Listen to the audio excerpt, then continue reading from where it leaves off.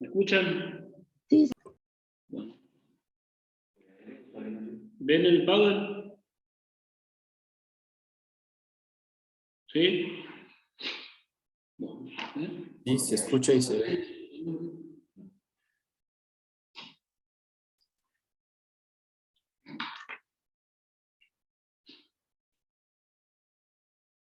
Bueno, vamos a esperar 2 segunditos que me acondicionen el aire de la sala. El tema de hoy es alteración de la conciencia, fundamentalmente.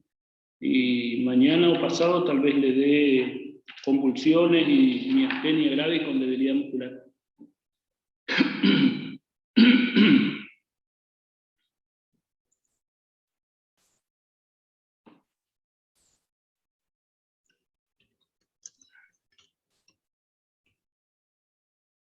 Bueno, vamos a comenzar entonces. Sabemos como todos los sistemas orgánicos, pero el cerebro fundamentalmente, para que tenga un correcto funcionamiento de las estructuras del sistema nervioso central, tenemos que considerar una serie de sistemas, a su vez, o subsistemas, que tienen que estar funcionando de forma adecuada e interrelacionada para que el metabolismo cerebral, o mejor dicho, que la función cerebral o del sistema nervioso central se mantenga en forma correcta, ¿no? Entonces tenemos que fundamentalmente considerar, fíjense ustedes, la dinámica cerebral en relación al mecanismo fisiológico biomolecular en 4 subsistemas que deben estar necesariamente en equilibrio. El metabolismo cerebral, que fundamentalmente habla de consumo de oxígeno y glucosa, ¿no? Mecanismo de regulación del flujo sanguíneo cerebral, presión de perfusión cerebral, ¿no? Fundamentalmente, ¿no? Y PIC, ¿no? La dinámica de absorción, de producción y absorción de líquido cefalorraquídeo, y la dinámica de la presión intracraniana y de la presión de perfusión cerebral. Esto tiene que funcionar en forma interrelacionada. ¿Listo?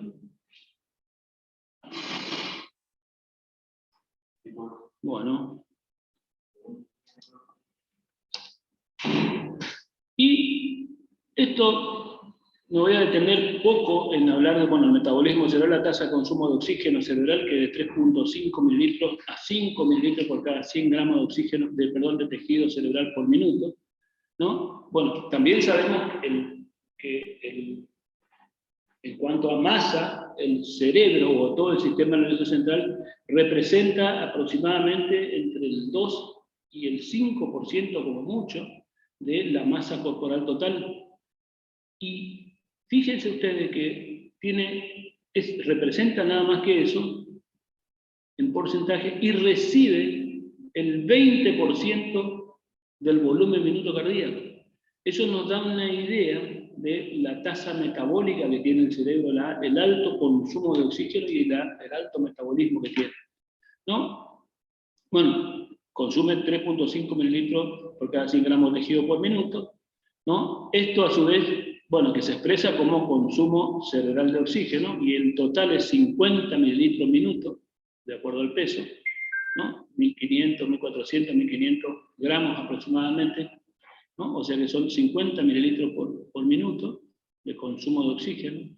El 20% del consumo total de oxígeno del organismo, representa el 20% del consumo total de oxígeno del organismo. El 60% se utiliza en la transmisión nerviosa y 40% en el mantenimiento neuronal, o sea que fundamentalmente en actividad de transmisión, ¿no? Bueno, a su vez, el consumo es paralelo a la actividad eléctrica cortical. Es mucho mayor en la sustancia gris, ¿no? De la corteza cerebral, donde están los cuerpos neuronales fundamentalmente, y no existen reservas significativas de oxígeno. ¿Qué significa que no existe reserva significativa de oxígeno? Cuando falta oxígeno va a tener una disfunción neuronal. Disfunción neuronal que es una disfunción difusa y comienzan a aparecer algunas alteraciones del funcionamiento cerebral y por lo tanto algunas alteraciones de la conciencia. La glucosa consume 5 gramos de glucosa cada 100 gramos de tejido minuto. Bueno, por supuesto que es el combustible fundamental, el oxígeno es el comburente, la glucosa es el combustible, ¿no? Por supuesto que en estado de inanición se puede consumir, en algunas circunstancias, el cerebro puede consumir este cuerpo cetónico, ¿no? La hipoglucemia sostenida, ¿no? Produce, bueno, o aguda, tiene un efecto similar al del déficit de oxígeno, a la hipoxemia, ¿no? O mejor dicho, a la hipoxia tisular. Y la hiperglucemia sostenida, bueno, pueden agravar lesiones isquémicas por problemas en la osmolaridad fundamentalmente. Sí. ¿Qué pasó? ¿Hay alguien que tiene el micrófono abierto? Fíjense ustedes que cuando se interrumpe el flujo sanguíneo cerebral, a los 20 segundos hay pérdida de conocimiento. 3 a 5 minutos se consumen todas las reservas de oxígeno y de glucosa. ¿Y qué significa esto? Que a partir de acá, a partir de esto, comienza a haber muerte neuronal. 5 a 8 minutos, lesión neuronal irreversible, ¿no? Y las estructuras más sensibles son fundamentalmente hipocampo y cerebelo, todo lo que tenga que ver con lo más metabólicamente activo.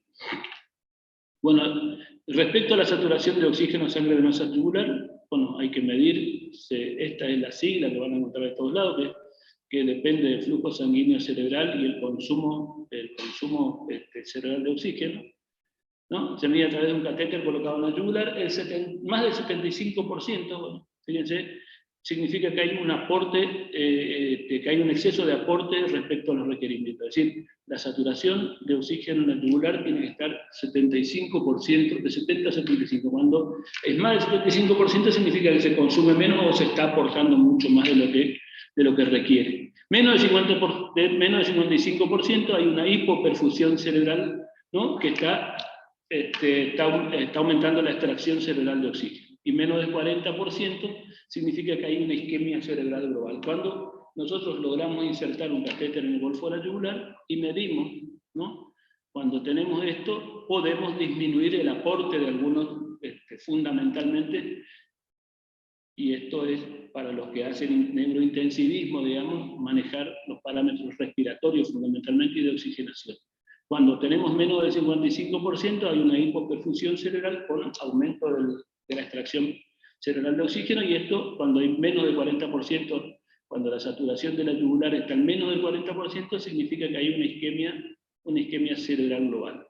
Respecto al flujo sanguíneo cerebral, es 50 mililitros cada 100 gramos por minuto, cada 100 gramos de tejido por minuto. En total son 750 mililitros, fíjense ustedes que es el 20% de la volemia aproximadamente, ¿no? El 15 al 20% del gasto cardíaco, ¿no? Y se distribuye de la siguiente manera: 75 a 80 mililitros cada 100 gramos minuto, ¿ven? La sustancia gris, la sustancia blanca 20 a 30%, en los niños 65%. Este flujo sanguíneo cerebral es directamente proporcional a la presión de perfusión cerebral, ¿no? La presión de perfusión cerebral, ahora vamos a ver de qué depende, ¿no? Y es inversamente proporcional a la resistencia vascular cerebral, que también ahora vamos a mirar. Más adelante creo que tengo un slide, si no, les digo. Y es paralelo al nivel regional de actividad metabólica. Todo esto forma parte de lo que tenemos que tener presente al momento de manejar un paciente con alteración de la conciencia, le llamamos de ir viendo. Bueno, ¿cuáles son los factores dinámicos? Autorregulación intrínseca fundamentalmente, debido a los vasos de resistencia, contracción o relajación de vasos de resistencia, que va a depender de la tasa metabólica, de los requerimientos de oxígeno, temperatura corporal, ¿no? Y del gasto cardíaco, ¿no? Y ya vamos a ver en qué influye el gasto cardíaco en cada uno de los, del funcionamiento neuronal. Bueno, por supuesto también depende de metabolitos y de químicos, por ejemplo la PCO2 y la PO2, que ustedes saben muy bien que con el aumento de la PCO2 hay vasodilatación cerebral, vasodilatación de los vasos digamos, los vasos de resistencia, y por lo tanto aumenta el flujo sanguíneo cerebral, por lo tanto puede aparecer edema cerebral, cefalea, y todo lo que tiene que ver con el aumento de la presión intracraneal. Por supuesto, si aumenta la PIC, tiene que aumentar el gasto o la presión, o la TAM, digamos, para que la presión de perfusión cerebral mantenga un flujo sanguíneo cerebral adecuado, ¿no? La PCO2, con respecto a la PO2 es inverso, ¿no? Si hay hipoxemia y vasodilatación, sí, ¿no? Cuando disminuye la PO2 en sangre produce vasodilatación cerebral, y cuando aumenta puede llegar a producir, en realidad, en algunas circunstancias produce vasoconstricción.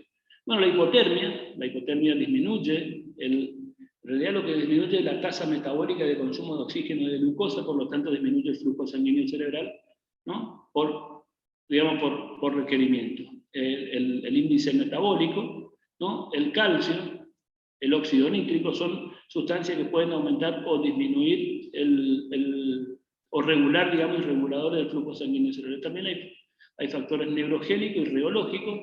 Bueno, los neurogénicos relacionados fundamentalmente con la tasa metabólica y con la desviación a determinados sectores del neuroeje que tengan mayor tasa metabólica circunstancial. Y los reológicos están relacionados con la viscosidad de la sangre, fundamentalmente. Acuérdense ustedes del paciente anémico, que pasa con la viscosidad de la sangre y con los flujos. El paciente poliglobúlico o policitémico tiene algo distinto, y cada uno de ellos, por supuesto, la policitemia o la poliglobulia lo que hace es cambiar la reología y disminuir el flujo, y al revés con la anemia. Bueno, el flujo sanguíneo cerebral es constante, fundamentalmente se mantiene constante, ¿no? Con cambios fíjense ustedes, fundamentalmente depende de la presión arterial media, o sea, la PAM, entre 50 y 150 milímetros de mercurio. O sea, en este rango, el flujo sanguíneo cerebral se mantiene constante, no cambia. Pero cuando la presión arterial media cae por debajo, por ejemplo, de 50 milímetros de mercurio, el flujo sanguíneo cerebral cae bruscamente. Lo mismo que cuando la PAM, la presión arterial media, aumenta por encima de 150 o 160 milímetros de mercurio en forma brusca, ¿no? Disminuye el flujo sanguíneo cerebral, perdón, lo que aumenta es la presión intracraneal por edemas y alteración vasogénica. Esto es lo que nosotros tenemos que tener muy presente al momento de manejar pacientes con encefalopatía hipertensiva, es decir, con alteración de la conciencia por aumento brusco de la tensión arterial, por aumento, sostenido de la presión arterial. ¿Qué significa eso? Significa que la presión de perfusión se corre hacia la derecha, se mantiene en cifras de 80 a 160, 170 milímetros de mercurio. Y si nosotros bajamos bruscamente por debajo de ese valor, la perfusión cerebral o el flujo cae muy, muy manifiesto. Por eso es que en la encefalopatía hipertensiva, porque esta curva se corre hacia la derecha, no hay que bajar bruscamente a presiones normales cuando estamos en el contexto de esta emergencia hipertensiva.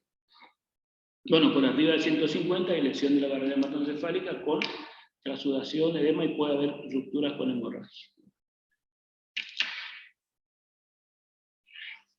Bueno, ¿cómo se modifica, digamos, de acuerdo a la autorregulación o de la presión arterial? En la hipertensión arterial crónica, ¿no? Esta curva se corre hacia la derecha, ¿no? La curva de autorregulación se corre hacia la derecha, ¿no? Y eso hay que tener cuidado al momento de bajar la tensión arterial en forma aguda. Lo que hay que hacer es ponerse objetivos en tiempo, 48, 72 horas, a partir de ahí comenzar a ponerle el normotensión, ¿no?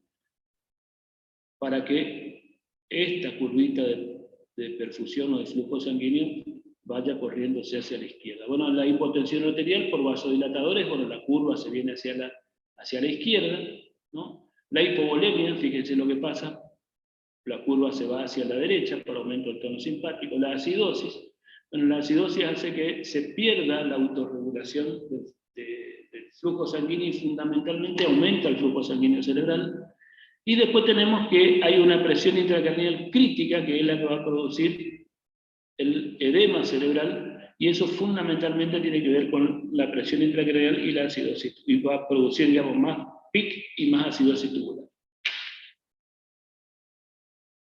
Puede fallar la autorregulación, ¿no? Disminuye la presión de perfusión cerebral y hay dilatación arteriolar. Esta dilatación hace que el flujo sanguíneo cerebral deba aumentar para mantener el flujo de acuerdo a los requerimientos metabólicos de la circunstancia. Bueno, el límite de autorregulación se agota, la capacidad de vasodilatación cerebral, y cuando se agota esto, en algún momento cae el flujo sanguíneo cerebral. Bueno, cuando comienza a caer el flujo sanguíneo cerebral, inicialmente hay un aumento en la extracción de oxígeno, que es lo que hace que la saturación tubular de oxígeno caiga por debajo del 50%, ¿no? Aumento del índice de extracción de oxígeno, ¿no? Y comienza a disminuir el metabolismo cerebral. Todo esto va a producir en algún momento un deterioro progresivo, ¿no? Cuando cae más el flujo o la disponibilidad de oxígeno cae, no puede aumentar más la extracción de oxígeno, por lo tanto, la saturación de la sangre venosa tubular está por debajo del 40%, comienzan a aparecer los trastornos de función neuronal ligados a los trastornos del flujo cerebral. Bueno, también habíamos dicho que lo que pasa con la PCO2, ¿no? Cuando aumenta la PCO2, aumenta el flujo sanguíneo cerebral, disminuye la PCO2, disminuye el flujo sanguíneo cerebral. Este es uno de los fundamentos fisiopatológicos para el manejo de la hipertensión intracraneal, en pacientes con alteración de la conciencia, y asistencia respiratoria mecánica en el traumatismo craneoencefálico con Glasgow menos de 9, o sea, 8 para abajo, es indicación de una intubación orotraqueal, asistencia respiratoria mecánica con hiperventilación controlada, ¿no? Un PCO2, fíjense ustedes, de 22 a 75 milímetros de mercurio, aumenta, esto es importante, el flujo sanguíneo cerebral. Por cada 1 milímetro de mercurio de aumento de la CO2, el flujo sanguíneo cerebral aumenta 2 mililitros cada 100 gramos, y esto significa más contenido dentro de un continente que es inextensible, por lo tanto puede aumentar la presión intracraneal. Lo mismo con la disminución del flujo con la PCO2 por debajo de 35. Bueno, el pH también hace que cambie el flujo sanguíneo cerebral, ¿no? Y con PCO2 por debajo de 20 milímetros de mercurio, en algunas circunstancias se puede desarrollar isquemia. Y las circunstancias que empeoran la isquemia son justamente los que tienen accidente cerebrovascular isquémico.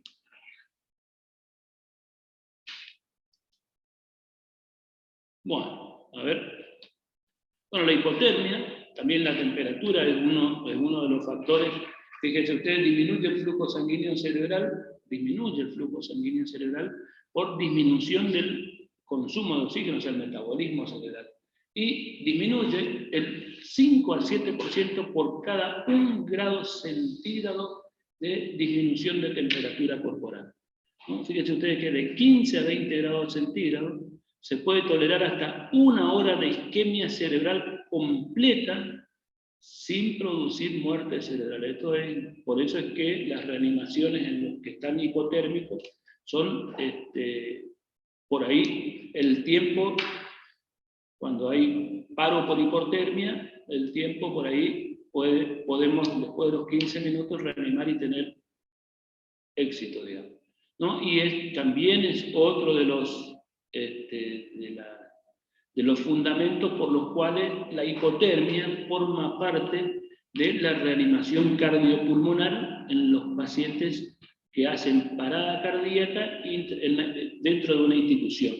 Digamos, es una forma de protección cerebral durante el paro para que tengan menos secuelas, digamos, posteriores. Por supuesto que hay un efecto protector de la hipotermia profunda, ¿no? Usado en la parada cardiocirculatoria total, en intervención, y se utiliza mucho en intervenciones cardiovasculares en la circulación con bomba, y se utiliza la hipotermia. Bueno, por supuesto que se produce una disminución del consumo de sustrato, mejor conservación con los fosfatos de alta energía y menor, como hay menor tasa metabólica, menor acumulación de metabolitos tóxicos. También tenemos factores neurogénicos, ¿no? La inervación simpática y parasimpática afecta a los grandes vasos de resistencia. El estímulo simpático máximo disminuye el 5 al 10% del flujo sanguíneo cerebral. Hay un desplazamiento, bueno, hacia la derecha, la curva de autorregulación, y los factores reológicos, ¿no? No hay cambio en el flujo sanguíneo cerebral, el rango de hematocrito de 30 a 50%. ¿No? Aumenta el hematocrito, disminuye el flujo sanguíneo cerebral. Esto, ¿cuándo pasa acá? En las policitemias o en las poliglobulias. Disminución del hematocrito, aumenta el flujo sanguíneo cerebral, pero fíjense ustedes, aumenta el flujo sanguíneo cerebral, pero disminuye, justamente porque hay una disminución del transporte o del contenido de oxígeno. Transporte de oxígeno, el contenido arterial de oxígeno. Bueno, y después hablamos de la presión de perfusión cerebral. En la isquemia, la presión de perfusión es igual a PAM, o sea, presión arterial media, menos la presión intracraneal. La presión intracraneal es más o menos 10 milímetros de mercurio, ¿no? La PIC, o lo que es lo mismo que decir, la presión es la presión que se obtiene midiendo en el espacio suprarnoideo cuando se hace la punción lumbar, ¿no? Y esta es la presión de perfusión cerebral óptima, ¿no? Cuando hay isquemia, hay un descenso de la presión de la perfusión tisular que excede la capacidad de aumentar la extracción cerebral de oxígeno. Esto es lo que pasa cuando disminuyen estos,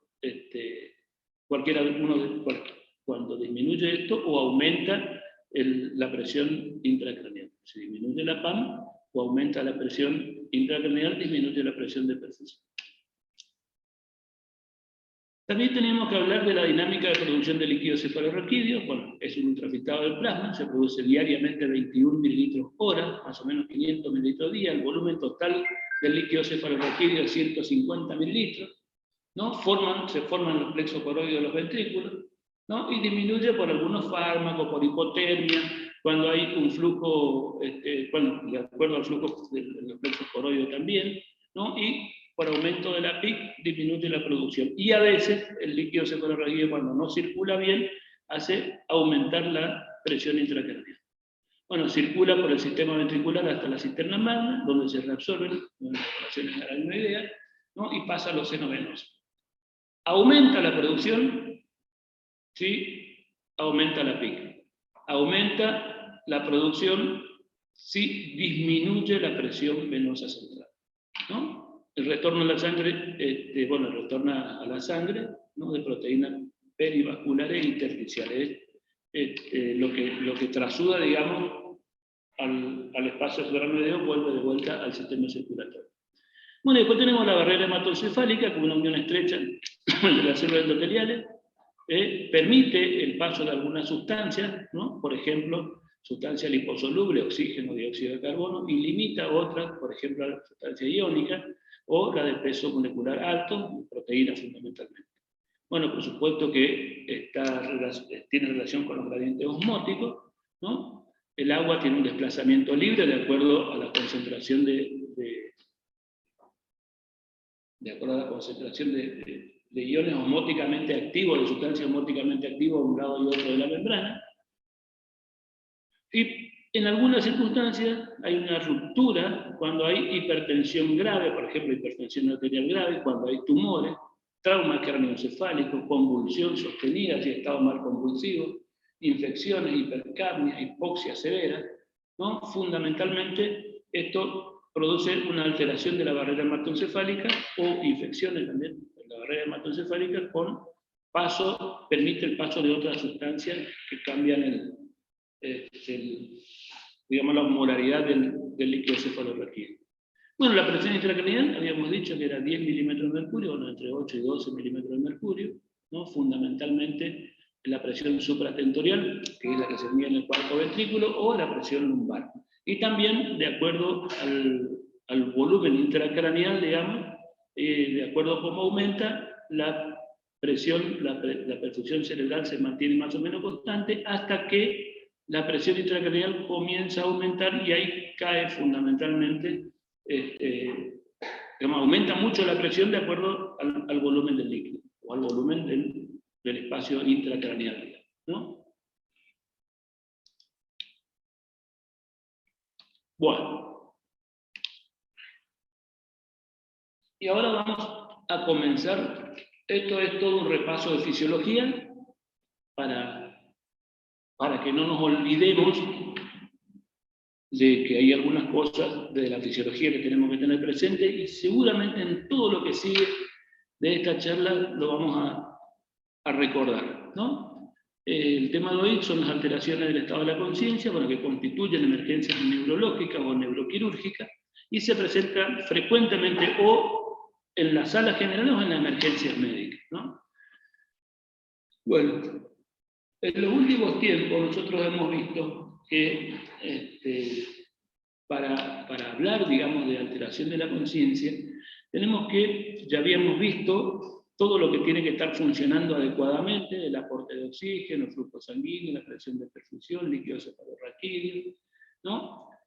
Y esto, cuando están adecuadamente funcionando y perfundiendo, con una tasa metabólica cerebral adecuada, el funcionamiento neuronal y del sistema nervioso es el correcto. Resulta que a veces nosotros en la patología neurológica tenemos que considerar dos tiempos o dos elementos, si uno quiere, al momento de hablar de alteración de la conciencia o de elementos que producen alteración de la conciencia, que son la injuria primaria, que es el elemento que produce el primer impacto, digamos, que ese habitualmente se actúa sobre el sistema nervioso central, ya sea la hipoxia, sea la hipercapnia, el trauma, la hipoglucemia, la hipernatremia, los estados hiperosmolares, ¿no? Las convulsiones, ese vendría a ser la injuria primaria. Y después tenemos, ¿no?, que ese es el daño inicial, que puede ser mecánico, tóxico, metabólico, inflamatorio, infeccioso, que ocurre inmediatamente, ¿no?, a la acción de la noxa causal, digamos, ¿no? La noxa causal produce esta injuria primaria. Esta injuria primaria habitualmente en algunas circunstancias actúa y ya después desaparece. Y en otras circunstancias persisten. Y nosotros, en la persistencia de esta injuria, es la que tenemos que actuar generalmente. Otra circunstancia en la cual la injuria primaria produce un daño y desencadena lo que se llama injuria secundaria, que fundamentalmente en la injuria secundaria, en los pacientes con politrauma o trauma, o fundamentalmente daños físicos, daños, elementos físicos que producen impacto en el cerebro, ¿no?, y va a desencadenar esta injuria secundaria, que es un proceso evolutivo que determina daño y disfunción celular neuroglial, ¿no?, adicionales, que son progresivos y que resulta de procesos que van desencadenándose en cascadas bioquímicas, fundamentalmente neuroquímicas, térmica, electrofisiológica, inflamatoria, vasodilatadora, que se inicia por la noxa primaria, o sea, por la injuria primaria, y se va agravando y se agravan por eventos neurológicos sistémicos, como por ejemplo la hipotensión arterial y la hipoxia. Esto es lo que nosotros tenemos que tener presente al momento de actuar y manejar un paciente con alteración de la conciencia, porque a veces la injuria primaria ya se fue y queda todo lo que tiene que ver con la injuria secundaria, y es acá donde tenemos que actuar adecuadamente para mantener todos los parámetros fisiológicos en rango de no permitir que la injuria secundaria siga actuando, por supuesto agravando mucho más el problema. ¿Qué es estar consciente? ¿Qué es estar consciente? Para estar consciente, o una persona decimos que está consciente cuando tiene despertar y conciencia con contenido, ¿no? Es decir, pues también se define como el conocimiento de sí mismo y del entorno, ¿no? Y ahora vamos a ver qué significa despertar. Despertar es tener los ojos abiertos, ¿no? ¿No? Sería la vigilia, ¿no? Despertar o vigilia. Y contenido de la conciencia, que sería el conocimiento. ¿Dónde radican esto? Fíjense ustedes, el conocimiento de sí mismo y del entorno se compone de conocimiento, radica en la corteza cerebral, que vendrían acá, están todo lo que nosotros conocemos como funciones psíquicas básicas: atención, senso, percepción y memoria, que eso nos va a dar después una conducta, ¿no?, que requiere que existan vías de conexiones esenciales para que el individuo se manifieste. Y la vigilia, que es la autoexcitación o el despertar, que es un mecanismo que se localiza en el tronco cerebral, específicamente es el sistema activador reticular ascendente, ¿no? O sea que tenemos que tener despertar y conciencia con contenido.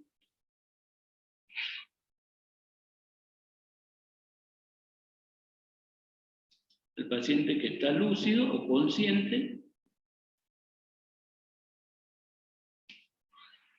bueno, desde el punto de vista de fisiología, decimos que el nivel de la conciencia tenemos que tener un grado de alerta que es lo que nos da el despertar, ¿no? Y el sistema reticular activador ascendente, ¿no? Sistema reticular, todo tronco cerebral, y conciencia, el contenido de la conciencia, que es el conocimiento que está, digamos, desde el punto de vista anatómico, asientan lo que es la sustancia gris de la corteza cerebral, ¿no? Las alteraciones de la conciencia pueden ser de dos tipos: las alteraciones cualitativas y las cuantitativas, ¿no? Fíjense ustedes, las cuantitativas es el más o el menos, que tienen relación con el despertar, y las cuantitativas, ¿sí?, son de calidad, que tienen relación con el contenido. Ahora vamos a mirar, ¿no?, las alteraciones cualitativas. Son confusión, incapacidad para pensar con la claridad, velocidad y coherencia habitual. Bueno, también puede haber alucinaciones, de vuelta al contenido, ¿no? Es la percepción sensorial sin estímulo externo, la ilusión es la interpretación falsa de una realidad, ¿no? Habitualmente hay un contenido emocional, y después tenemos el delirio, que es una interpretación equivocada de la realidad, ¿no? Fíjense ustedes, son alteraciones cualitativas de la conciencia. Y después tenemos las alteraciones cuantitativas, que hablábamos del despertar. Obnubilación, estupor y coma. La obnubilación es una alteración en la comprensión sin compromiso del nivel de alerta, ¿no? Hay una localización inadecuada de los estímulos, distracción fácil, desorientación temporoespacial y lentitud para responder. Está obnubilado. Algunos le ponen otra alteración, que es la somnolencia antes, ¿no? Pero desde el punto, esto es lo que está más consensuado en la actualidad. El estupor, hay una depresión más significativa de la vigilia, o sea, el despertar. No es posible la comunicación verbal con el paciente, responde al dolor, a estímulos intensos, permanece con los ojos cerrados una vez que acá todavía el paciente abre los ojos al estímulo intenso y cesa el estímulo doloroso intenso y vuelve a cerrar los ojos, ¿sí? Pero responde con localización imprecisa por ahí de los estímulos. Y el coma es el deterioro severo de la vigilia, el despertar, ¿no? El paciente inconsciente no responde a órdenes o a estímulos externos. Otra forma de decir paciente es consciente cuando tiene noción de sí mismo y responde a necesidades internas y a estímulos externos. Y de vuelta caemos en lo mismo, tiene despertar y contenido de conciencia.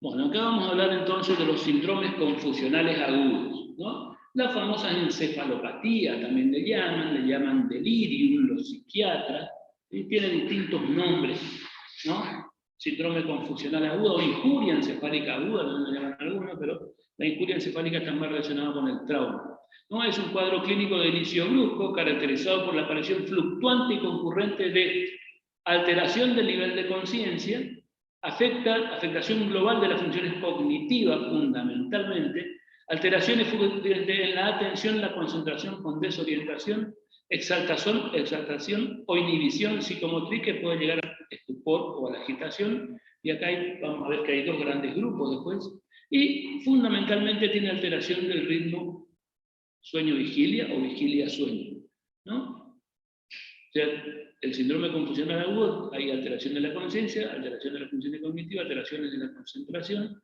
puede estar exaltado o inhibido, y alteración del ritmo sueño-vigilia.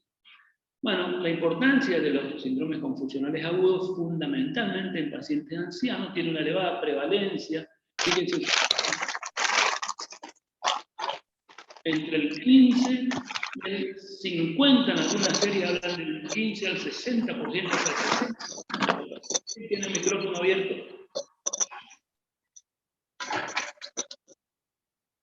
Cierra el micrófono. Hay quien quiera ver. Chiarello, Alejandra, ¿qué está haciendo?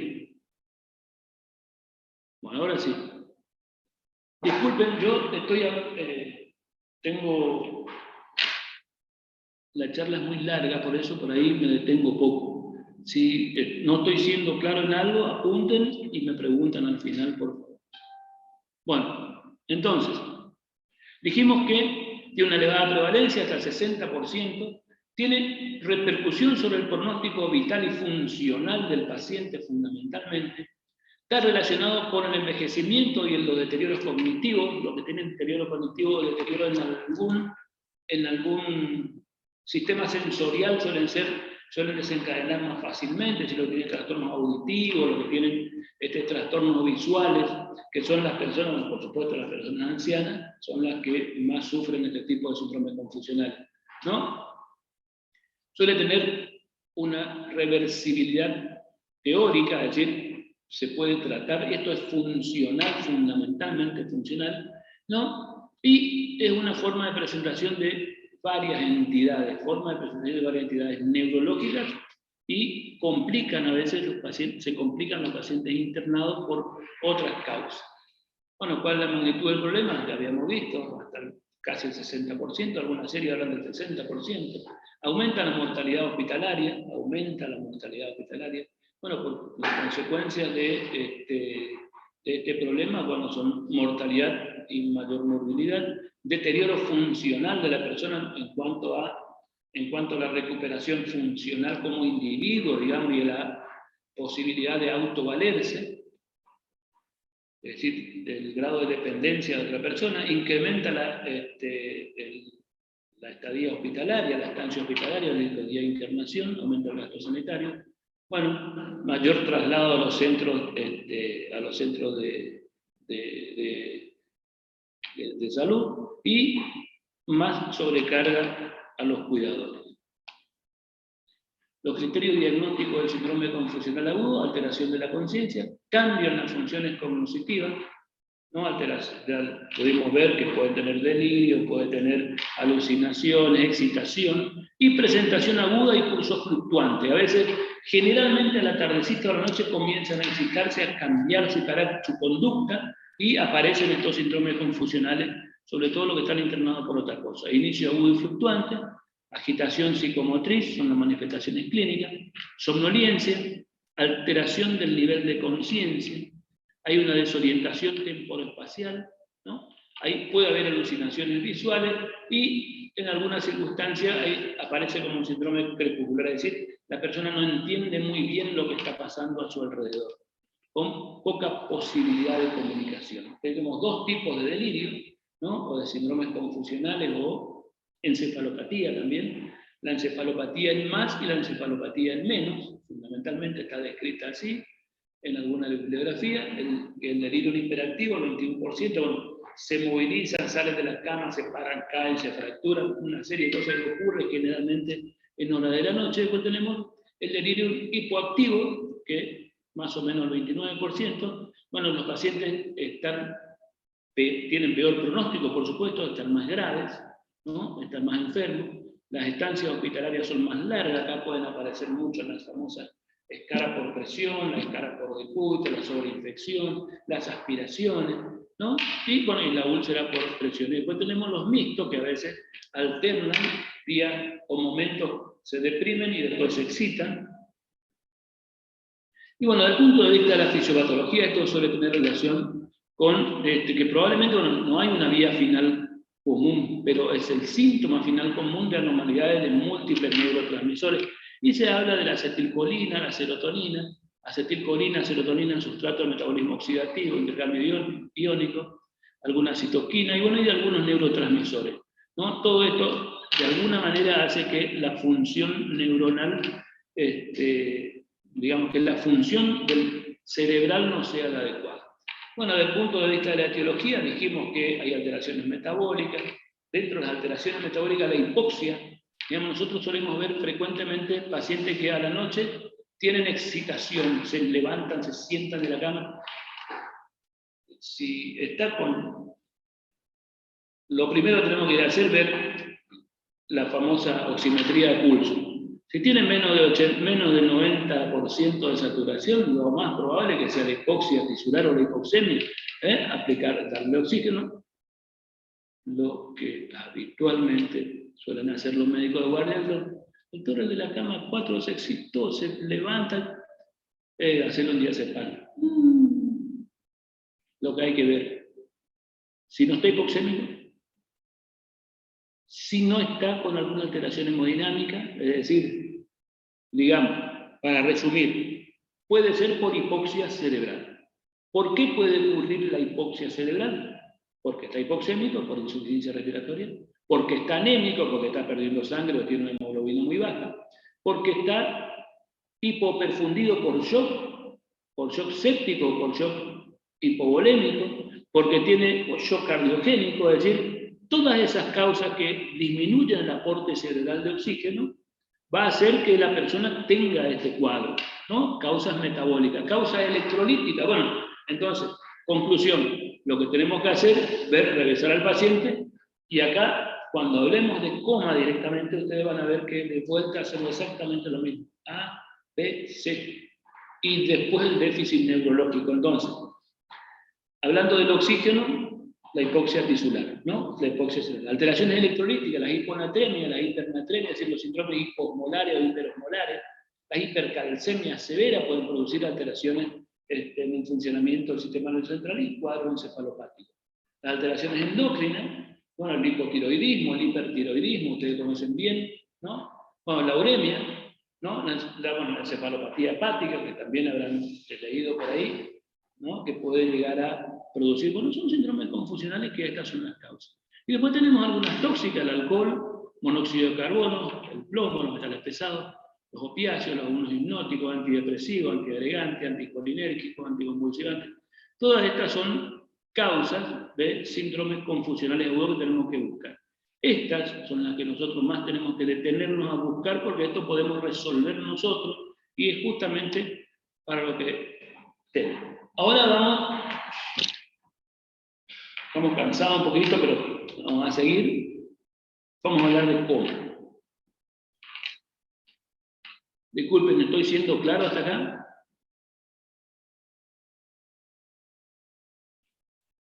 Sí, profe. Bueno, vamos a hablar de coma.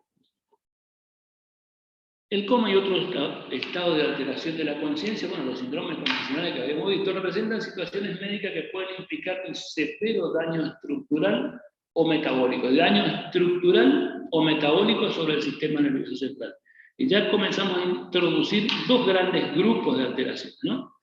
Muchos de los procesos que los generan ponen en peligro la vida, ¿no? Y su reversibilidad depende de la celeridad con la que se establece un rápido diagnóstico, adecuado obviamente, ¿no? Y un tratamiento también adecuado. Es decir, son alteraciones, son procesos que alteran, ¿no? Y que alteran el funcionamiento del sistema nervioso central y ponen en peligro la vida, ¿no? Y la reversibilidad depende de la celeridad.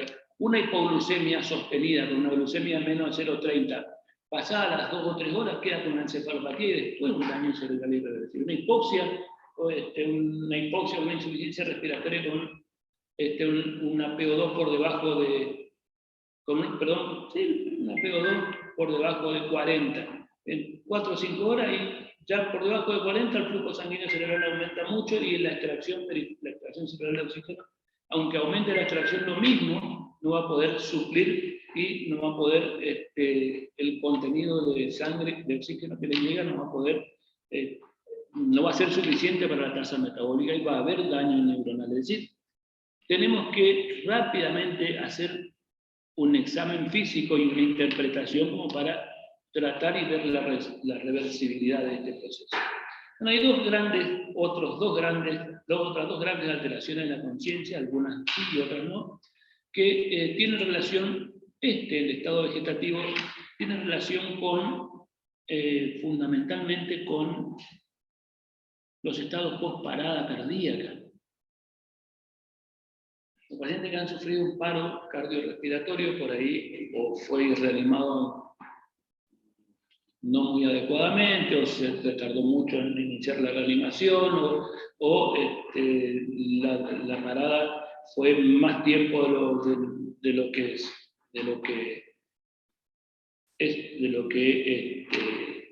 que permite, digamos,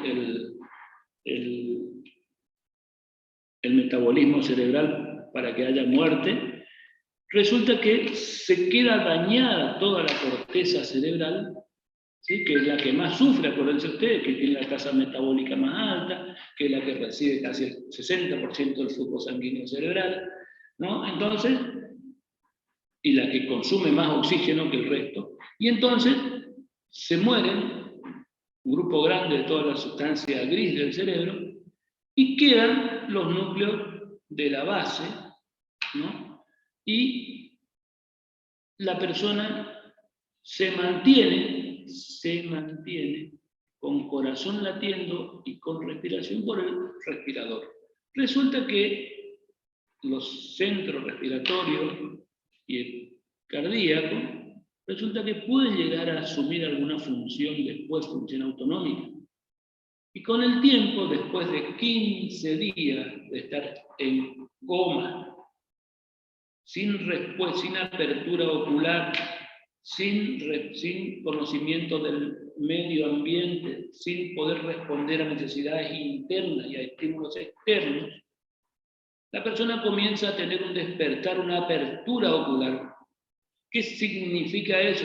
Que tiene una vigilia, que está vigil, no que está consciente, está vigil. ¿Por qué? Porque para estar consciente tenemos que tener despertar y conciencia con contenido, ¿no? El contenido lo dan las funciones psíquicas básicas que están justamente, que asientan anatómicamente en la corteza cerebral, que son la atención, la sensopercepción y la memoria, ¿no? Si tenemos esas dos cosas, estamos conscientes. Si no, si solo abrimos los ojos, tenemos vigilia. El paciente no es que está lúcido, está vigil. Entonces, comienza a tener apertura ocular, resulta que después se le prueba destete respirador, hasta se le saca el respirador y tiene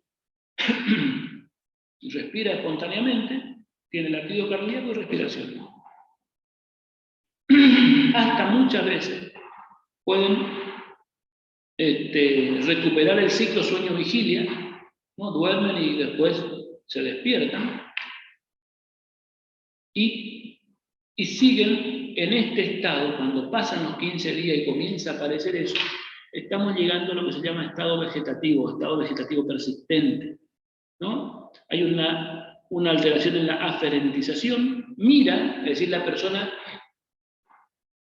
parece que pone atención, ¿sí? Pero no tiene conciencia de lo que pasa, los ojos siguen algo, pero no tiene conciencia, ¿sí? Mira, pero no ve, ¿sí? Oye, porque a veces, pero no escucha, ¿no? Se llama coma vigil, síndrome apálico o mutismo aquinético. Este es el famoso estado vegetativo persistente. Y después tenemos el síndrome de enclaustramiento, o Lupin síndrome, le dicen. En este caso hay una alteración en la eferentización, ¿no? El paciente, bueno, por supuesto que mira y ve, oye y escucha, ¿no? Es cuando hay lesión en el tronco cerebral, en los núcleos, ¿no? En los núcleos motores fundamentalmente del tronco cerebral. La persona mira y hasta muchas veces se puede establecer un código de comunicación con el parpadeo. Son los dos síndromes que hay que hacer diagnóstico diferencial con el... Profe, disculpe, en el estado vegetativo, ¿dónde estaba la lesión? ¿Sí? En el estado vegetativo, ¿dónde se encontraba la lesión? No entendí, no entiendo lo que dice. En el estado vegetativo, digo, ¿dónde estaba la lesión? ¿A qué nivel estaba la lesión? En la corteza, difusamente en la corteza. Gracias. Bueno, Entonces la conciencia, un paciente está consciente cuando tiene pleno conocimiento de sí mismo y del medio que lo rodea, ¿no? Contenido y reactividad, que habíamos dicho, contenido, conciencia con contenido y reactividad, que sería el despertar que está en el sistema activador reticular ascendente. Las funciones del contenido, funciones mentales superiores en la corteza cerebral. Bueno, los componentes de la conciencia serían la vigilia y el contenido, ya habíamos hablado, la vigilia o despertar, ¿no? El cerebro proporciona una cognición y autoexcitación, el tronco, el tálamo proporcionan el mecanismo activador que mantiene la vigilia. La interacción de esta estructura proporciona la conciencia. Bueno, después tenemos el contenido, representan la suma de las funciones mentales cognitivas y afectivas. Bueno, respecto a la etiología del coma o, ¿qué nosotros decimos cuando decimos que una persona está en coma? Decimos cómo está, estamos describiendo un estado, ¿sí? No estamos haciendo un diagnóstico. El diagnóstico es coma estructural por ACV, por trauma, disrupción axonal difusa, por hipertensión endocraneal, por infección. Ese es el diagnóstico. Pero estamos describiendo el estado cuando decimos está en coma, ¿no? Eso es una cosa que tenemos que tener presente siempre, porque el estar en coma significa que es un estado simplemente. Bueno, cuando se utiliza el término alteración de la conciencia para explicar una situación de un individuo, tenemos que pensar que podemos estar refiriéndonos a su nivel de vigilancia o a su capacidad de interactuar con el entorno y comprender adecuadamente la realidad que lo rodea. Entonces, esto es lo que habíamos hablado anteriormente, en lo referente a la conciencia, con independencia del estado general, de las causas que estén actuando. Un paciente puede presentar alteración del nivel, ¿no? Es el más o el menos, como nubilado, estuporoso en coma, en sus diferentes grados, superficial y profundo. Pero también puede presentar una alteración del contenido, es decir, confuso, desorientado, ¿no? Puede tener, que estos son lo que se llaman los síndromes confusionales, ya habíamos visto anteriormente. Bueno, entonces puede ser del nivel o del contenido.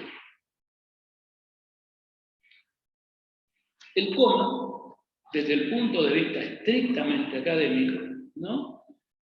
Y funcional, es imposibilidad de obedecer órdenes, emitir palabras y abrir los ojos. Es decir, no abre los ojos fundamentalmente, no tiene apertura ocular, porque si tiene apertura ocular, está vigilante, ya no está en coma.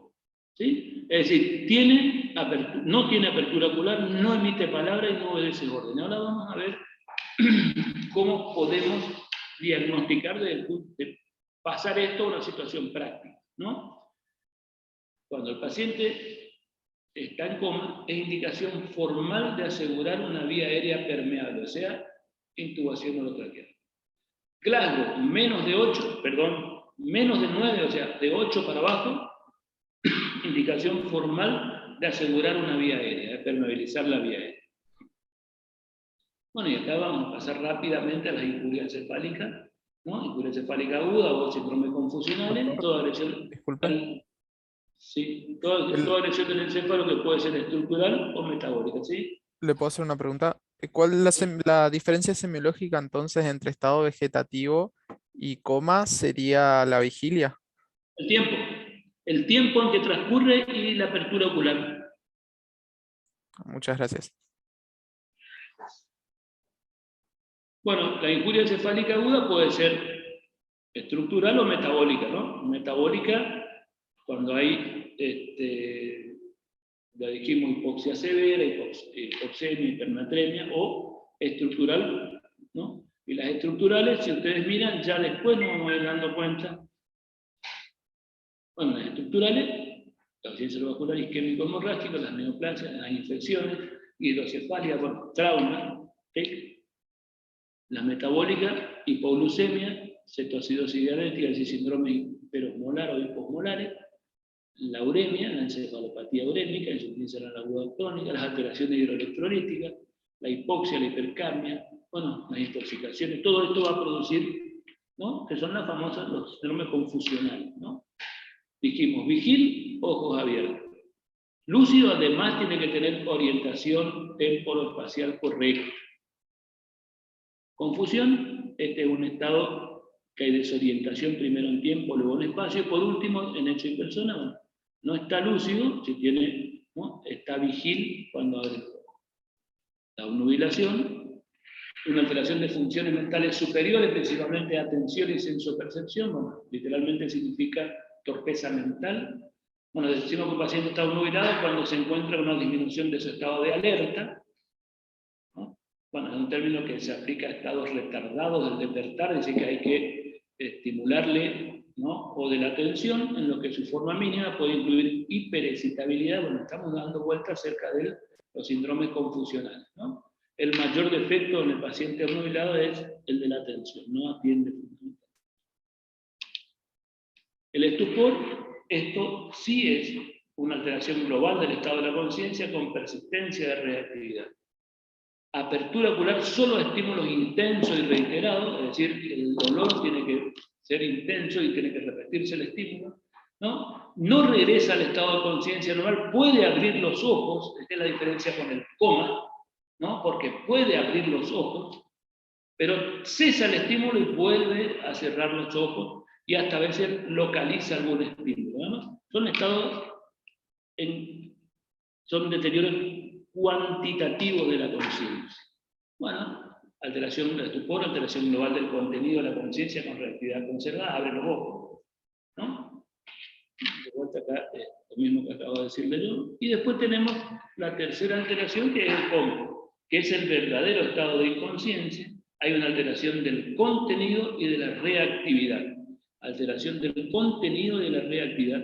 Ojos cerrados. Paciente en coma tiene los ojos cerrados. Bueno, por supuesto que dijimos que para que el paciente esté consciente o lúcido tiene que tener funcionando, ¿no? Los hemisferios cerebrales en forma adecuada y el sistema activador reticular ascendente. Bueno, ¿cómo se produce cuando un estado patológico lesiona ambos hemisféricos, tiene que ser bilateral, o interrumpe los mecanismos de alerta? Es decir, que asientan en la parte ventral del tronco encefálico, ¿no? Y los hemisferios cerebrales, sustancia gris. Y para que lesione o actúe sobre ambos hemisferios tiene que ser algo que afecte funcionalmente a todo. Y acá, de vuelta, en la hipoxia, en la glucosa, la osmolaridad plasmática, ¿no? Fundamentalmente, el diagnóstico, esto sirve mucho para la semiología y para ir describiendo estados, ¿no? El Glasgow se utiliza para describir el estado. Para que seamos claros, por definición, se habla de que el paciente, por definición, por Glasgow, se habla que el paciente está en coma cuando tiene un Glasgow de 8 para abajo, o menos de 9. Lo que pasa es que entre 8 y 3, que es el mínimo, ¿no? Entre 8 y 3 están todos los estados anteriores. El estupor, por ejemplo, puede estar ahí, ¿no? Puede ser un Glasgow del 8, porque abre los ojos y dice, bueno, tiene tanto de... Ahora vamos a ver cómo, ¿no? Entonces, ¿cómo evaluamos el Glasgow? Bueno, desde el punto de vista de la valoración y de la semiología, tenemos que estimular y evaluar respuestas oculares, verbales y motoras. ¿No? Yo siempre trato de decir ocular, verbal y motora porque es 4, 5 y 6, por eso es por ahí más fácil, ¿no? Y a cada uno se valora la mejor respuesta, ¿no? Se valora la mejor respuesta. La respuesta ocular, si tiene abierto espontáneamente, se le coloca el número 4. Si al estímulo verbal le llamamos, decimos, abre a la voz 3. Si tenemos que estimularle con desencadenarle dolor, es 2. Y si no abre, es ni 1. O sea que es no abre 1, al dolor 2, al estímulo verbal 3 y espontáneamente 4. El puntaje de la respuesta ocular máxima es 4. Y siempre tenemos que poner la mejor respuesta. La respuesta motora, ¿no? Acuérdense como mnemotecnia. La respuesta ocular, ninguno es 1, la respuesta motora, ninguna respuesta es 1, y la respuesta verbal, ninguna respuesta es 1. O sea que el Glasgow mínimo es 3. Y ese sería el verdadero estado de coma. No abre los ojos y no responde, ni habla. Ese sería el verdadero estado de coma. Entre 8 y 3 están todas las otras alteraciones que habíamos visto. Entonces, la respuesta motora obedece órdenes o mueve espontáneamente 6, con propósito localiza el dolor 5, retira al dolor, ¿no?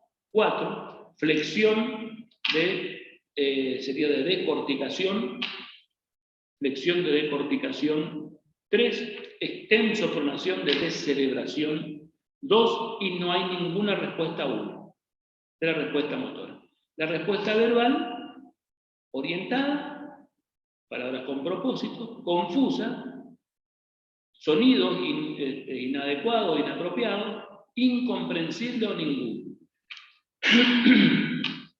Entonces, ya tienen que tener idea que, fíjense, que esto, la respuesta ocular 4, respuesta motora 6, respuesta verbal 5. 6 y 4, 10 y 5, 15. El Glasgow más alto es 15.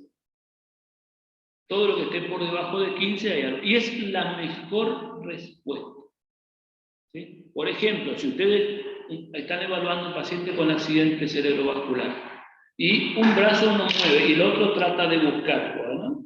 Lo que se interpreta es, en la respuesta motora, es localiza el dolor, es 5. ¿No? La respuesta verbal no habla, puede ser 1, son 5 y 1, 6. Y, perdón, la respuesta verbal no habla, es 1. Y la respuesta ocular abre al dolor, 2 y 5, 7 y 1, 8. Glasgow 8. ¿No? El paciente va con el brazo hacia el lado. No se denomina por la otra que no mueve. Es la mejor respuesta. Ocular, verbal y motor. También se puede establecer grados de profundidad del estado de coma, que esto es lo que últimamente se utiliza también para la descripción clínica, es decir, Glasgow de 9, por ejemplo, o de 8, ¿no? O de 7, ¿no? Y ahí podemos decir, fíjense ustedes, describir. Ninguno de ellos, todos de grado 1, 2, 3, 4, tienen los ojos cerrados. ¿Sí? Grado 1, 2, 3, 4, tiene los ojos cerrados. En el grado 1, ojos cerrados, localiza el dolor, ¿no? Cruzando la línea media. Si localiza, ya el Glasgow debe ser 8, por lo menos, ¿verdad? O sea que el coma superficial sería de alguna manera. En el grado 2, fíjense ustedes, ojos cerrados, todo tiene ojos cerrados, y frente a estímulo doloroso hay respuestas posturales, o flexión o extensopronación, ¿no? Coma grado 2.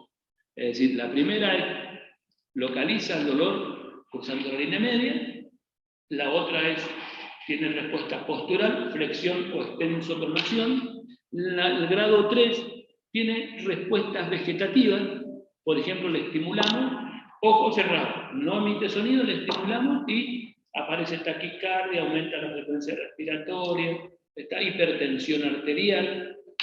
Esto es respuesta vegetativa, coma grado 3. Y coma grado 4, ¿no? Todos tienen los ojos cerrados y ausencia de respuesta a los estímulos nociceptivos. Y habitualmente en el coma grado 4, paro respiratorio. Entonces, para clasificación en grado de coma es grado 1, 2, 3, 4. Grado 1 localiza estímulo. Grado 2 tiene respuesta de cortica o de cerebro, postural. Grado 3, respuesta vegetativa, y grado 4, paro respiratorio. ¿Estoy siendo claro acá? Sí, doctor. Bueno, esto es lo que yo trato de recordarle siempre, ¿no? Cuando un paciente presenta alteración aguda del estado de conciencia, debe entenderse que esa alteración por sí misma no es un diagnóstico, ¿no? Estamos describiendo nomás. El examen físico general debe preceder el examen neurológico, eso tienen que acordarse siempre. Es decir, que la sistemática de la inspección general, ¿no? Piel, postura, movimientos respiratorios, signos vitales, temperatura y pulso, siempre tenemos que hacerlo.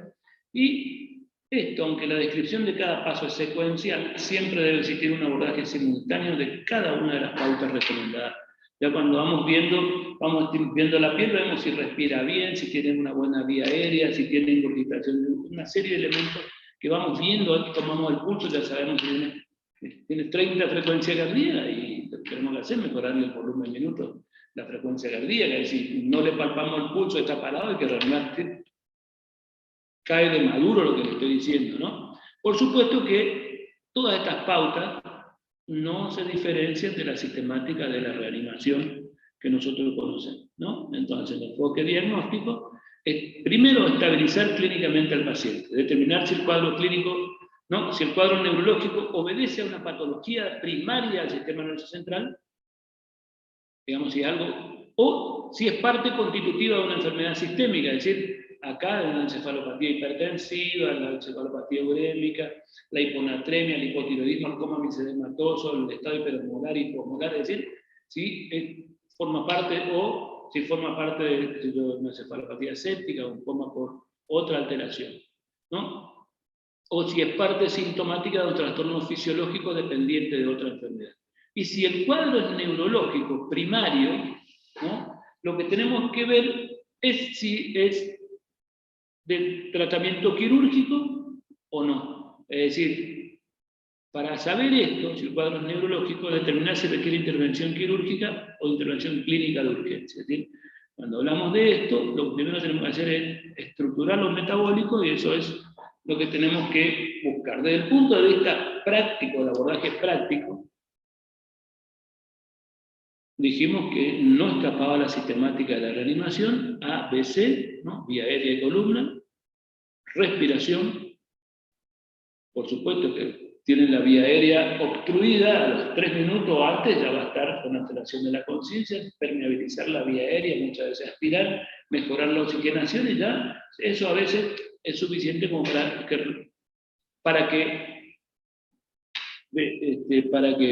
como tratamiento, digamos, de el paciente con alteración de la conciencia. No ventila, lo mismo, ¿no? Ventilarle, mejorar la oxigenación. Bueno, el C, frecuencia cardíaca y presión arterial, o la hipertensión en estado de encefalopatía hipertensiva de emergencia, o el shock en estado de hipotensión severa, hay que corregir esto, es decir, el A, B, C, si hay problema corregir, si hay problema en el B corregir, si hay problema en el C corregir, bradiarritmia, taquiarritmia, estado de shock de cualquier tipo, por supuesto que esto hay que corregir ya. Acá es el momento donde le hacemos una vía venosa central, una buena vía venosa o dos buenas vías venosas periféricas, hacemos una extracción de sangre para comenzar a estudiar las posibles causas, ¿no? Hemograma, glucemia, uremia, ionograma, estado ácido base, PO2, ¿no? Función hepática.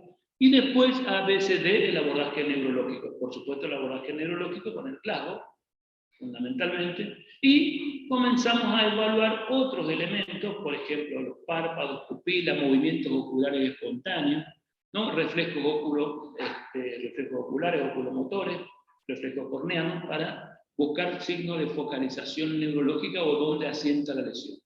Buscar, juntamente con el abordaje neurológico, Glasgow primero, buscar en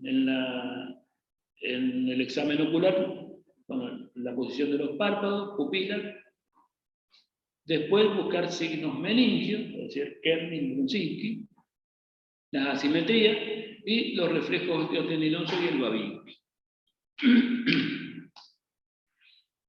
La exploración secundaria, bueno, aliento, hidratación, temperatura, bueno, piel fanera, buscar estigmas de hepatopatía, de alcoholismo, de uremia.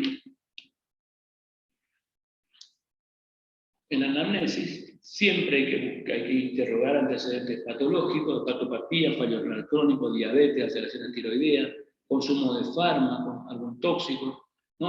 Antecedentes psiquiátricos, VIH. En la enfermedad actual, si alguien fue a buscarle, tratar de interrogar la escena, por ejemplo, de dónde trajo, si había blister, si había algún alguna nota o algo como para tener idea de qué puede estar pasando. Por supuesto, olores, fármacos, alcohol, drogas.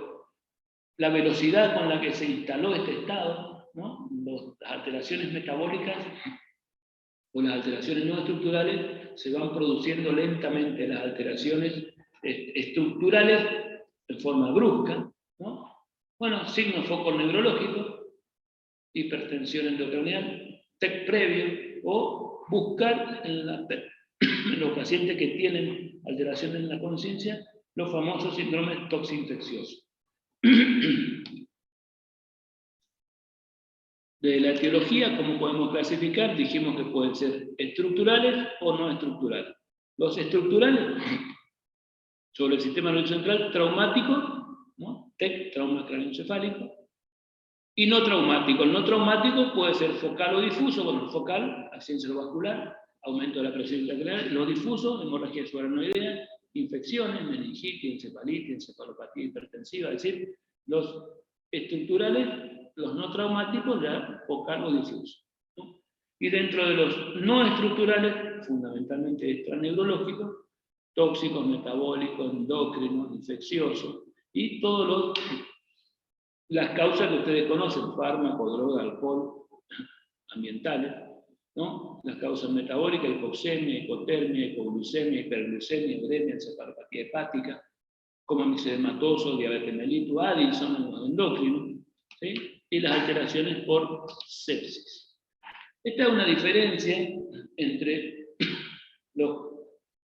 cómo se puede diferenciar entre el coma metabólico y el estructural, ¿no? El metabólico es de instalación lenta, el estructural de instalación más brusca. El coma metabólico hay disminución de la vigilia oscilante, el estructural disminución de la vigilia fija y progresiva. La afectación neurológica en el metabólico es bilateral y simétrica, eso es clave, no hay focalización, no hay una asimetría, mientras que en el estructural hay signo de foco neurológico o asimetría. En el metabólico las pupilas siempre están isocóricas, ¿no?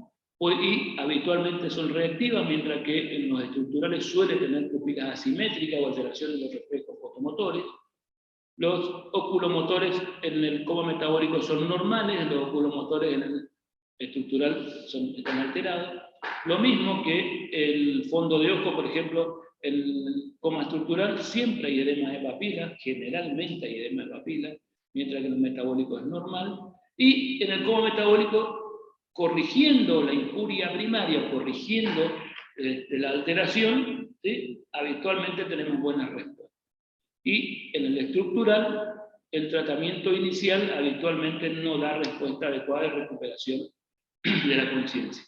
Bueno, siempre en las alteraciones de la conciencia tenemos que identificar estos elementos, fíjense ustedes.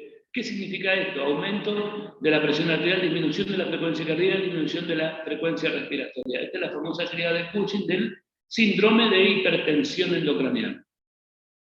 Y esto es síndrome de irritación meningia. Por supuesto que Pigidenunca, Kerlin, Lusicki, ¿no? Fíjense, y los dos tienen náuseas, vómitos, los dos juntos. Acuérdense que el síndrome, la meningitis, tiene el síndrome meningio y siempre hay cierto grado de hipertensión endocranial. Por eso es que se le agregan los otros elementos. No es que la meningitis tiene... ¿Cuáles son los integrantes del síndrome meningio? Náusea y vómito. No tiene náusea y vómito el síndrome meningio. Pero la meningitis sí tiene. ¿Por qué? Porque tiene otros elementos. ¿Están siguiendo, verdad?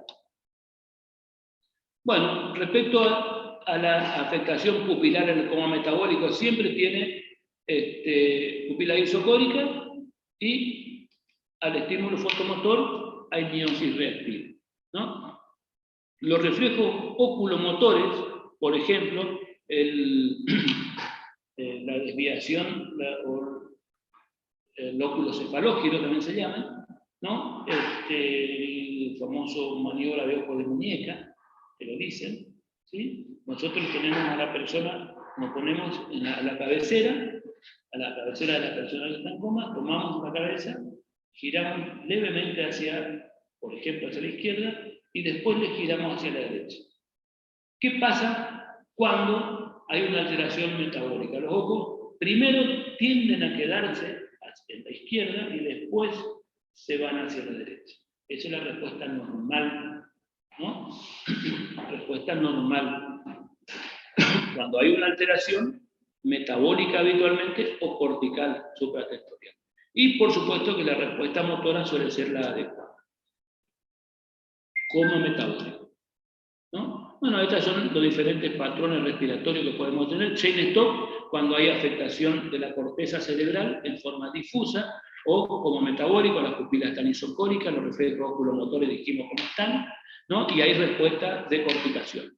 Cuando va un poquitito más abajo, hacia la protuberancia, por ejemplo, las pupilas se ponen mióticas, ¿no? Las pupilas se ponen mióticas, los reflejos, hay una postura de descerebración habitualmente, ¿sí?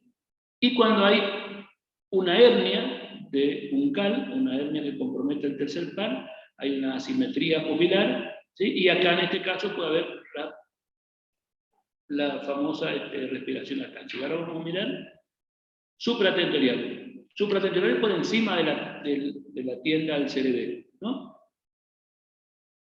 O afectación más tirando a cortical, digamos. La respiración es chain stop, las pupilas son isocóricas, reflejo reactiva, los reflejos óculos cefalóquiros son normales, y también cuando le estimulamos con el agua fría en uno de los oídos, ¿no? Agua a menor temperatura que la temperatura corporal, por ejemplo 8 o 10 grados, a eso le llamamos agua fría, la persona está en 45 grados, nos aseguramos de que no hay daño en el conducto auditivo externo y la membrana del tímpano esté intacta, ¿no? Entonces ahí irrigamos con 15 o 20 mililitros el oído, por ejemplo el oído derecho. ¿Cuál es la respuesta normal que puede ocurrir con el agua fría? Es que los globos, nosotros levantamos los párpados, los globos oculares se dirigen despacito hacia el lado irrigado, vuelven. Despacito hacia el lado irrigado, pues vuelven. Entonces, el nistagmo se define por la fase rápida. Es decir, si irrigamos con el agua fría en el oído derecho, el nistagmo va a ser hacia la izquierda, porque huye del frío. Bueno,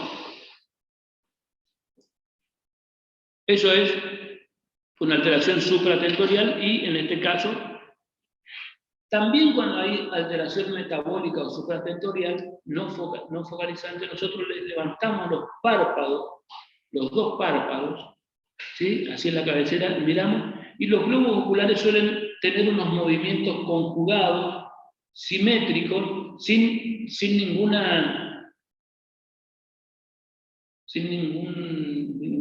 fijación, digamos, ¿no? Movimientos conjugados y simétricos.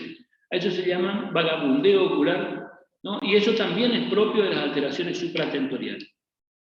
Bueno, cuando hay compromiso mesencefálico, hay midriasis fija con respiración, con hiperventilación, ¿no? No hay la respuesta de ojo de muñeca, nosotros le giramos la cabeza y los ojos se van junto con la cabeza, no hacen el intento de quedarse en el lado izquierdo y después vuelven, ¿no? Porque la corrección lo hace la corteza cerebral. Por supuesto que la postura, en este caso, cuando hay compromiso mesencefálico de descerebración, cuando hay compromiso protuberancial, dijimos que la pupila son puntiformes, lo mismo, no tiene respuesta oculocefalóquira, ¿sí? Y no hay respuesta motora y hay flacidez, ¿no? Y la respiración, esta es la famosa respiración apnéutica.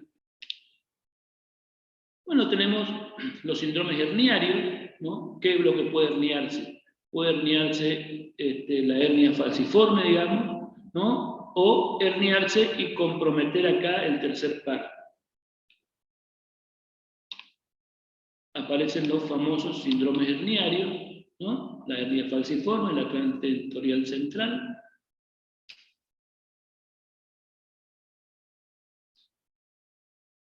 Y la hernia uncal. Bueno, la hernia uncal es la que compromete el tercer par craneal, y la hernia amigdalina cuando se hernia la amígdala del cerebro. Bueno, ¿cuáles son? Fíjense ustedes, cuando hay lesiones supratentoriales que afectan los dos hemisferios, ¿no? En algunas, las lesiones laterales pueden producir las famosas hernias, y estas hernias pueden ser estas tres que habíamos hablado, la del cíngulo, ¿no? La uncal y la transtentorial central, y van produciendo, esto es lo que tiene que conocer, o por lo menos acordarse bien, ¿no? Las funciones neurológicas se van deteriorando en sentido descendente, o sea, mesencéfalo, protuberancia y bulbo, ¿no? De arriba hacia abajo. La hernia singular, ¿qué es lo que pasa con esto? ¿No? Es la que se produce cuando la circulación del cíngulo se desplaza por debajo de la voz del cerebro y comprime la arteria cerebral anterior, ¿no? Que hay una masa acá arriba que desplace hacia abajo y comprima la cerebral anterior, ¿qué es lo que va a pasar? Hemiplejía contralateral, predominio crural, desviación de la mirada hacia el lado de la lesión, o sea, hacia el otro lado de la plejía, ¿no? Y trastornos esfinterianos, que ya habíamos hablado cuando dijimos de la embolia de la cerebral anterior, no sé si ustedes se acuerdan, ¿no? Plejía crural, a predominio crural contralateral, con desviación de la mirada hacia el lado de la lesión, o sea, hacia el otro lado de la plejía, ¿no? Con trastornos esfinterianos. Hernia singular. Hernia uncal. Acá se hernia el uncus del hipocampo, de un lado, ¿no? A través de la muesca de la tienda del cerebelo, comprime el tronco cerebral a la altura del tercer par craneal. Produce midriasis unilateral paralítica y progresiva, con ausencia de respuesta óculo-vestibular de ese lado. Y la transtentorial central, más hacia abajo, cuando se desplaza el diencéfalo a través de la tienda del cerebelo y produce un aumento de la presión intracraneal y un desplazamiento del puente hacia abajo, produciendo, bueno, deterioro rostrocaudales y de arriba hacia abajo, apareciendo signos respiratorios, oculares y motores. Respiratorios, la respiración es apnéutica, oculares, asimetría ocular, o primero miosis y después midriasis, y motores, plejía y paro. Entre los estudios complementarios para valorar un paciente en coma, dijimos que pedíamos un hematocrito, una rutina de hematocrito, glucemia, uremia y ionograma, función hepática fundamentalmente, la gasometría arterial y en algunas circunstancias algún tóxico, y hormonas tiroideas cuando sospechamos. Dentro de los estudios complementarios, bueno, el electrocardiograma puede ser uno de ellos, importante para ver frecuencia cardíaca y a ver si hay alguna alteración en el ST. La tomografía de cráneo sin contraste en la urgencia, fíjense ustedes. Y la tercera indicación sería la punción lumbar. ¿Cuándo indicamos punción lumbar? Y bueno, obviamente ante la sospecha de meningitis o con un síndrome meningio. Síndrome meningio manifiesto e indicación de punción lumbar. Con o sin alteración de la conciencia, ¿no? Habitualmente las personas ancianas tienen alteraciones de la conciencia. Bueno, la evaluación diagnóstica, dijimos que teníamos que evaluar siempre a un paciente con alteración aguda de la conciencia, hay que establecer si se trata de una patología estructural, metabólica o psicótica. Vamos a comenzar por la más fácil, la famosa crisis de conversión, que es esto. Tenemos que buscar la manera de diagnosticar. Bueno, son trastornos del ámbito psiquiátrico, fundamentalmente en lo neurológico, se caracteriza por un ambiente teatral, ¿no? Adelante los familiares de otras personas, estos necesitan público, si ustedes le sacan a todo el público, ellos enseguida se despiertan.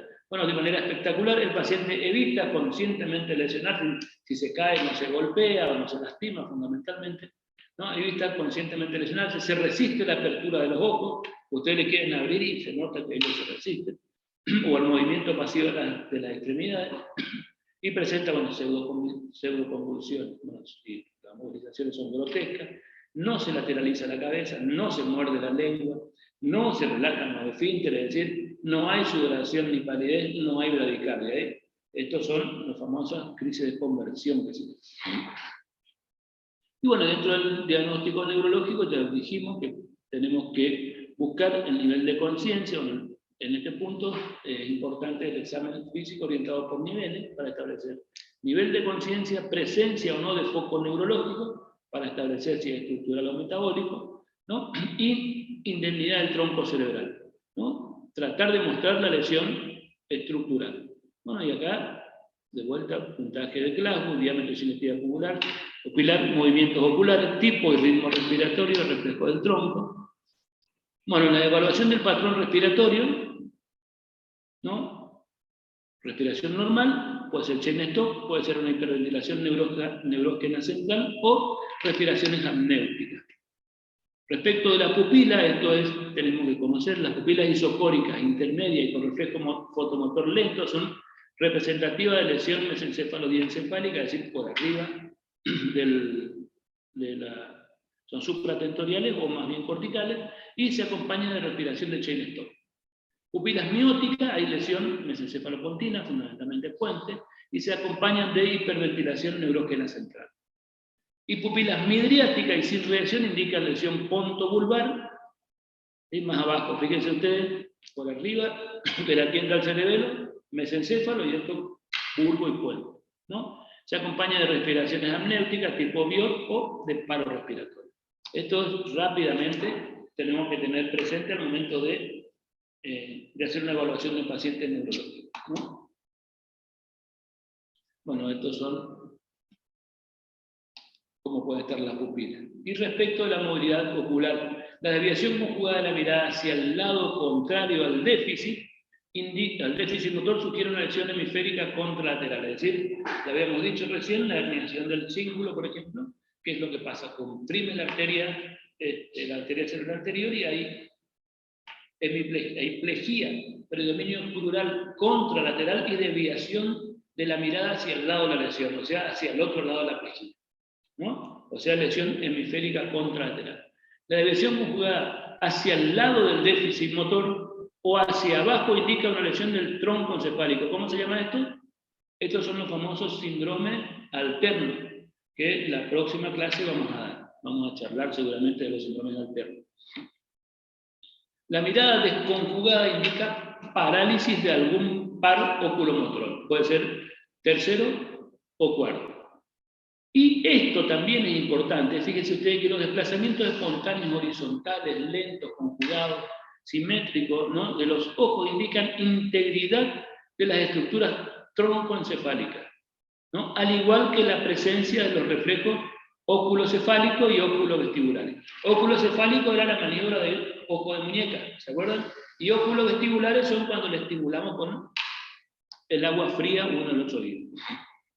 Bueno, entonces las estructuras que originan trastornos de conciencia pueden ser supratentoriales o infratentoriales, ¿no?, estructurales fundamentalmente, y después tenemos el coma metabólico. ¿Cuáles son las causas del coma metabólico? Hiponatremia, hipernatremia, hipoglucemia, hiperglucemia, hipoxia, insuficiencia renal, coma urémico, insuficiencia hepática, coma hepático, hipotiroidismo, intoxicaciones por droga, opioide, barbitúrico, benzodiazepina, neuroléptico, antidepresivo, todo ustedes ya conocen.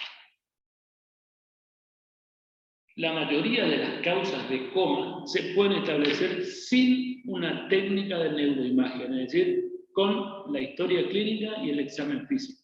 Y a veces un estudio complementario, es decir, no es que el paciente que viene en coma, que entre al hospital por el agujero del tomógrafo, no, hay que hacerle un examen físico y resolver los problemas en cuanto vaya apareciendo el A, el B, el C, ya habíamos dicho, ¿no? Porque si no le vamos a estudiar bien y no vamos a tener ningún resultado adecuado. Tratamiento inmediato. Primero, comprobar la permeabilidad de la vía aérea, ya habíamos dicho esto, vamos a recalcar de nuevo. Ejemplo, intubación orotraqueal con Glasgow menos de 9, sonda nasogástrica para evitar las aspiraciones, las infecciones y las complicaciones infecciosas posteriores, por supuesto, insuficiencia respiratoria, inmovilización cervical si hay un traumatismo, acceso venoso, ¿no? Cuidado con las soluciones hipotónicas, ya habíamos dicho, la glucosa, salvo que esté hipoglucémico, es preferible dar soluciones salinas, ¿no? Sonda vesical para evitar la excitación por el dolor después, cuando acumule cuando acumule orina en la vejiga. Por supuesto que medidas farmacológicas cuando ameriten y remitir al hospital en la atención primaria. Tratamiento farmacológico específico, si hay hipoglucemia, con glucemia por debajo de 0,60, por debajo de 0,30 y coma seguro. ¿Sí? Por supuesto que hay que hacer, serían 100 mililitros de dextrosa al 25, 200 mililitros de dextrosa al 10 en forma rápida, o solución, 2 ampollas de 20 centímetros cúbicos de glucosa al 50%, vienen las ampollas de dextrosa hipertónica al 25 y al 50. Cuando sospechamos síndrome de Wernicke, bueno, por supuesto 100 miligramos de complejo vitamínico B, endovenoso. Intoxicación por opiáceo, naloxona, 0,4 mililitros, hasta 2 miligramos de forma endovenosa. Por benzodiazepina, flumazenil, una ampolla 0,5, una dosis inicial de 0,3 miligramos, ¿no? Sí, una dosis total de 2 miligramos. Flumazenil se va haciendo en bolito. Y después las medidas generales de mantenimiento. Por supuesto que ya habíamos dicho, mantener una nutrición, ¿no? Mantener una nutrición adecuada en las primeras 24 horas, una vez que se estabilice, colocar sonda nasogástrica de acuerdo a la funcionalidad del tubo digestivo e iniciar una alimentación enteral. Y los cuidados generales, evitar contracturas, colchones antiescara, evitar desecación de las córneas, ¿no? Y cambios posturales por las úlceras de decúbito. Si tiene hipertensión endocranial, tratar la hipertensión endocranial, mantener la cabeza del paciente elevada, evitar soluciones hipotónicas destrozadas, evitar la hipercapnia, ya dijimos, ¿no? Manitol, ya vimos la dosis que se utiliza, dexametasona en algunas circunstancias, cuando la causa de la hipertensión endocraniana es tumoral, la dexametasona está indicada, mantener la tensión arterial en rango elevado de la normalidad, ¿no? Y barbitúrico de acción rápida. Dentro de las medidas generales, la cabecera tiene que estar a 30 grados, esto permite una presión de perfusión cerebral óptima, alimentación precoz, puede ser con sonda frecuentemente o parenteral si es que no tiene tubo digestivo utilizar, mantener la normotermia, es decir, acuérdense ustedes que aumenta cada grado centígrado que aumenta por arriba de 37 grados, el consumo cerebral de oxígeno aumenta al doble, y mantener el medio interno en forma adecuada, una PO2 de más de 80 milímetros de mercurio con una saturación por arriba del 93%, la saturación de oxígeno, el magnesio de 1.8, PCO2 de 28 a 32, calcio de más de 7.5, un pH de 7.35 y un sodio de 130 a 145. La higiene oral con clorexidina, siempre hay que mantener esto. Y, por supuesto, que en algunas circunstancias se le indica asistencia respiratoria mecánica. ¿Cuándo? Cuando hay hipoventilación alveolar, o sea, con una PO2 por debajo de 60, sobre todo, PCO2 por arriba de 40. Cuando tiene hipertensión endocraniana, ya habíamos charlado que hay que mantener una hiperventilación, adaptador al ventilador por midazolam o pleácido, más pancuronio, es decir, con bloqueante neuromuscular y una analgesia. Bueno, también en algunas circunstancias se puede utilizar ventilación no invasiva o presión soporte si no hay hipertensión endocraniana. La ventilación no invasiva o con presión soporte, solo si no hay hipertensión endocraniana y la persona en algún punto puede colaborar. Bueno, ¿cuándo se indica monitoreo de presión intracraneal? Ante la presunción de hipertensión endocraniana por la patología de base, por un ACV, por un trauma, o en el posoperatorio de neurocirugía. Esto casi todos deben salir con catéter para monitorear PIC. Bueno, dentro de las causas estructurales, de las etiologías comas estructurales, ¿no? Tenemos locales, lesiones focales, infra o supratentoriales, el ACV, hemorrágico, el isquémico, ¿no? Puede ser hematoma intracraneal, tumores, absceso y hidrocefalia, y de las lesiones difusas, meningitis, encefalitis, epilepsia, estatus epiléptico, encefalopatía hipertensiva, lesión axonal difusa, esto es en el trauma craneoencefálico, y las lesiones secundarias, aumento de la PIC. Pronóstico en los pacientes en coma. Bueno, la posibilidad evolutiva de los pacientes en coma incluye un amplio espectro de situaciones que van desde la recuperación funcional total hasta la muerte encefálica. Por supuesto, ¿de qué va a depender esto? Y depende de la etiología, fundamentalmente del proceso, ¿no? De la etiología, cuál fue la causa que llevó al coma, ¿no? En general, las alteraciones tóxicas metabólicas tienen mejor pronóstico que los procesos estructurales, es decir, el trauma craneoencefálico o los hematomas intracerebrales tienen otro pronóstico que son totalmente distintas, es decir, el pronóstico depende de la etiología del proceso, de los elementos clínicos como la duración del coma, las evidencias del daño del tronco cerebral, esto sí es serio, ¿no? Y el grado de afectación motora dentro del score del Glasgow, ¿no? Por supuesto, son de mayor elemento que inciden en el pronóstico. Bueno, por supuesto que algunas alteraciones electroencefalográficas también, ¿no? Como posanóxico, un patrón isoeléctrico, o de salva, ¿no? O de salva supresión, es un factor independiente de mal pronóstico, significa que las neuronas quedaron difusamente lesionadas y con mal funcionamiento, y algunos elementos tomográficos, fundamentalmente en los ACV y en los traumas craneoencefálicos. De esto depende el pronóstico. Muerte cerebral. Bueno, ¿a qué le llamamos muerte cerebral? A una expresión, ¿no? Es la expresión con la que se designa a la pérdida de todas las funciones del encéfalo. Se declara cuando los reflejos del tronco cerebral, las respuestas motoras y la actividad respiratoria están ausentes en un individuo comatoso normotérmico, estable o normotenso, ¿no? Con lesión masiva e irreversible, que no haya recibido drogas o fármacos que actúen en el sistema nervioso central y que no tenga otros factores que contribuyan al cuadro clínico. Este es el concepto de muerte cerebral, es decir, cese de las funciones y alteración de los reflejos del tronco cerebral en una persona que está normotensa, que está con una temperatura adecuada y que está con una PO2 adecuada. También exigen que tenga una PO2 por arriba de 85 milímetros de mercurio. Por supuesto, tiene que estar estable. Muchas gracias. Hemos terminado temprano hoy, por suerte.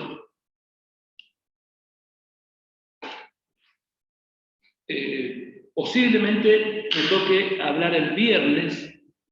Vamos a hablar de epilepsia, convulsiones, miastenia gravis y síndromes alternos. Así que me despido por hoy. Nos vemos el viernes. Mañana creo que hay meningitis. Gracias, profe. Doctor, ¿usted puede compartir este Power? ¿No escucho? Si puede enviarnos este Power. Sí, ahora claro.